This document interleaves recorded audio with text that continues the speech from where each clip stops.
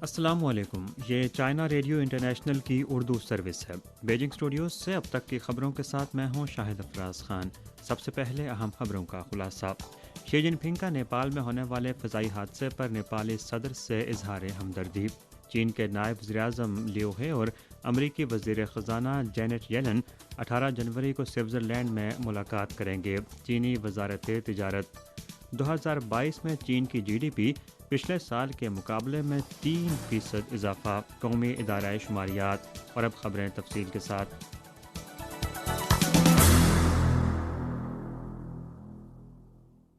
چین کے صدر مملکت شی جن پنگ نے 16 تاریخ کو نیپال میں ہونے والے فضائی حادثے پر نیپالی صدر کے نام پیغام میں ہمدردی اور تعزیت کا اظہار کیا۔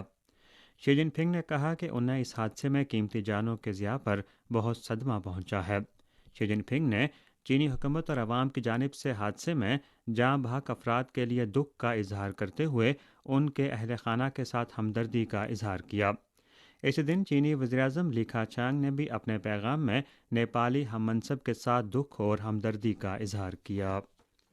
16 تاریخ کو چین کی وزارت تجارت کے ترجمان نے نائب وزیر اعظم لیو خے اور امریکی وزیر خزانہ جینٹ یلن کے درمیان بات چیت کے بارے میں ایک صحافی کے سوال کا جواب دیتے ہوئے بتایا کہ چین اور امریکہ کے اقتصادی اور تجارتی ٹیموں نے اچھی بات چیت برقرار رکھی ہے۔ دونوں سربراہان مملکت کے بالی اجلاس میں طے پانے والے اہم اتفاق رائے کو عملی جامہ پہنانے اور میکرو اکنامک اور مالیاتی پالیسی کوارڈینیشن کو مضبوط بنانے کے لیے نائب وزیر اعظم لیو ہے اور امریکی وزیر خزانہ جینٹ یلن 18 جنوری کو سوئٹزرلینڈ کے شہر زیورخ میں ملاقات کریں گے۔ 16 تاریخ کو سوئٹزرلینڈ کے شہر ڈیووس میں ورلڈ اکنامک فورم کے 2023 کے سالانہ اجلاس کی افتتاحی تقریب منعقد ہوئی۔ اس سال ورلڈ اکنامک فورم کے سالانہ اجلاس کا موضوع منقسم دنیا میں تعاون کو مضبوط بنانا ہے۔ کانفرنس میں دنیا بھر کے 130 ممالک اور خطوں سے تعلق رکھنے والے 2700 سے زائد رہنماؤں نے شرکت کی، جن میں تقریباً 50 سربراہان مملکت، بڑی معیشتوں سے تعلق رکھنے والے تقریباً 200 کابینہ وزراء، اہم عالمی تنظیموں کے رہنما، مختلف صنعتوں سے تعلق رکھنے والے کاروباری رہنما اور معروف ماہرین اور اسکالرز شامل ہیں۔ فورم 5 اہم موضوعات پر توجہ مرکوز کرے گا: موجودہ توانائی اور خوراک کے بحران کو کیسے حل کیا جائے، بڑھتی ہوئی افراط زر اور قرضوں کی صورتحال سے کیسے نمٹا جائے، صنعتی بحران سے کیسے نکلا جائے، موجودہ سماجی کمزوریوں کو کیسے درست کیا جائے، موجودہ جغرافیائی سیاسی خطرات سے کیسے نمٹا جائے۔ چینی وزارت خارجہ کے ترجمان وانگ ونبن نے 17 تاریخ کو امریکی وزیر خارجہ اینٹونی بلنکن کے دورہ چین کے حوالے سے کہا کہ چین امریکی وزیر خارجہ کے دورہ چین کا خیر مقدم کرتا ہے اور فریقین اس حوالے سے قریبی رابطے میں ہیں۔ انہوں نے کہا کہ چین ہمیشہ صدر شی جن پنگ کی جانب سے پیش کردہ باہمی احترام، پرامن بقائے باہمی اور تعاون سے مشترکہ کامیابیوں کے حصول پر مبنی اصولوں کی بنیاد پر چین امریکہ تعلقات کو دیکھتا ہے اور اسے فروغ دیتا ہے۔ ترجمان نے امید ظاہر کی کہ امریکہ چین کے حوالے سے درست تصور پر قائم رہتے ہوئے محاذ آرائی کے بجائے بات چیت اور ہار جیت کے بجائے مشترکہ کامیابیوں کا اصول اپنائے گا اور چین کے ساتھ مل کر کوشش کرے گا۔ انہوں نے اس بات پر زور دیا کہ فریقین کو دونوں صدور کے اہم اتفاق رائے پر عمل درآمد کرتے ہوئے چین امریکہ تعلقات کو صحت مندانہ اور مستحکم ترقی کے درست راستے پر واپس لانے کی کوشش کرنی ہوگی۔ مورگن سٹینلے، گولڈمین ساکس group, H S B C, Barclays bank, Natixis اور دیگر کئی عالمی سرمایہ کاری بینکوں اور مالیاتی اداروں نے حال ہی میں 2023 کے لیے چین کی معاشی ترقی کے حوالے سے اپنی پیش گوئیوں کو بہتر بنایا ہے۔ اس حوالے سے چینی وزارت خارجہ کے ترجمان وانگ ونبن نے 17 تاریخ کو کہا کہ چین کے مشاہدے میں ہے کہ حالیہ دنوں زیادہ سے زیادہ عالمی پیشہ ورانہ اداروں نے خیال ظاہر کیا ہے کہ چین کی انسداد وبا کی پالیسی کی بہتری عالمی معاشی بحالی کے لیے فائدہ مند ہے۔ ترجمان نے کہا کہ ورلڈ اکنامک فورم کے سربراہ بورگے برینڈا اور عالمی مالیاتی فنڈ نے بھی کہا ہے کہ 2023 میں چین کی معیشت مستحکم ترقی کرتی رہے گی اور چین عالمی معاشی ترقی کے لیے مثبت ترین عنصر ہے۔ ترجمان نے کہا کہ چینی حکومت نے بدلتی صورتحال کے مطابق اپنے انسداد وبا کی پالیسی میں ترمیم کرنے میں پہل کی ہے اور انسداد وبا اور ملک کی معاشی و سماجی ترقی کو متوازن کیا ہے۔ چین میں وبا کی روک تھام کی صورتحال بہتر ہونے کے ساتھ ساتھ چین کی معاشی و سماجی ترقی کے مزید وسیع امکانات سامنے آئیں گے اور چین عالمی معاشی بحالی کے لیے مزید اعتماد اور قوت فراہم کرے گا۔ یہ خبریں آپ چائنا ریڈیو انٹرنیشنل کی اردو سروس کے بیجنگ اسٹوڈیوز سے سن رہے ہیں۔ 17 جنوری کو چین کے قومی ادارہ شماریات کی پریس کانفرنس میں اعلان کیا گیا کہ ابتدائی تخمینے کے مطابق سال 2022 میں چین کی جی ڈی پی 121.0207 ٹریلین یوان رہی، جو پچھلے سال کے مقابلے میں 3% زیادہ ہے۔ پرائمری انڈسٹری کی اضافی قیمت میں پچھلے سال کے مقابلے میں 4.1% اضافہ ہوا، جبکہ ثانوی اور تیسری صنعتوں کی اضافی قیمت میں بالترتیب 3.8% اور 2.3% کا اضافہ ہوا۔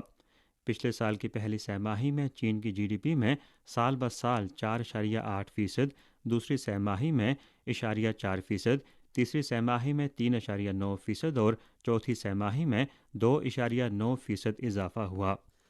17 جنوری کو چینی ریاستی کونسل کے انفارمیشن آفس کی پریس کانفرنس میں سال 2022 میں مرکزی حکومت کے زیر انتظام کاروباری اداروں کی ترقی سے آگاہ کیا گیا۔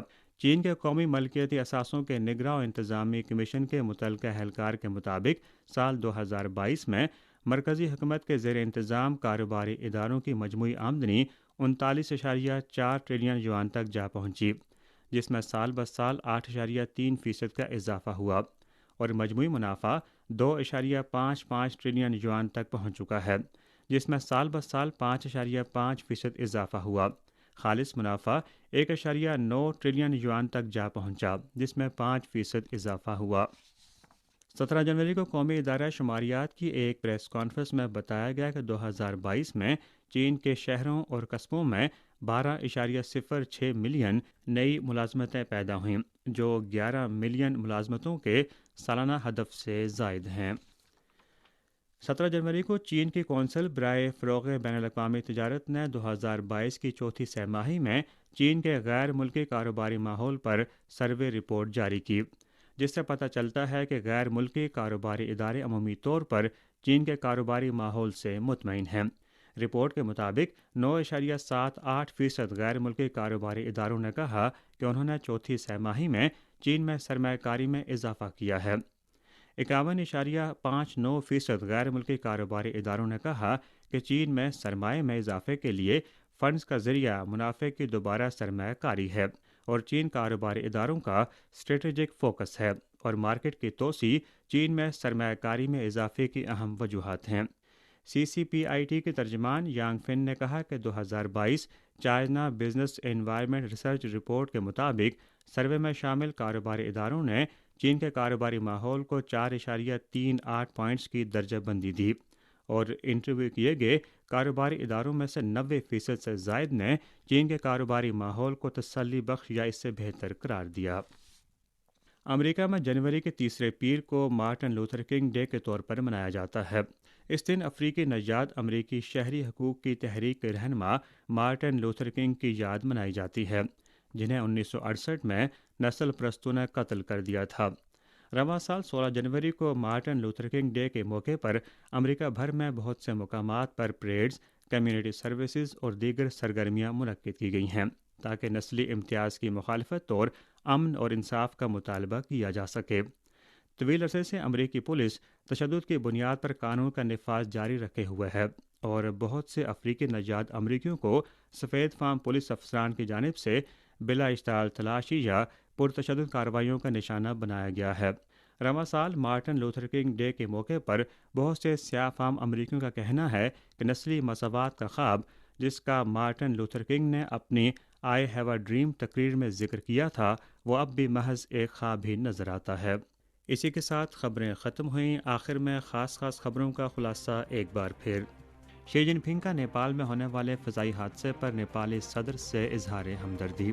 چین کے نائب وزیر اعظم لیو ہے اور امریکی وزیر خزانہ جینٹ یلن 18 جنوری کو سوئٹزرلینڈ میں ملاقات کریں گے۔ چینی وزارت تجارت 2022 میں چین کی جی ڈی پی پچھلے سال کے مقابلے میں 3% اضافہ۔ قومی ادارہ شماریات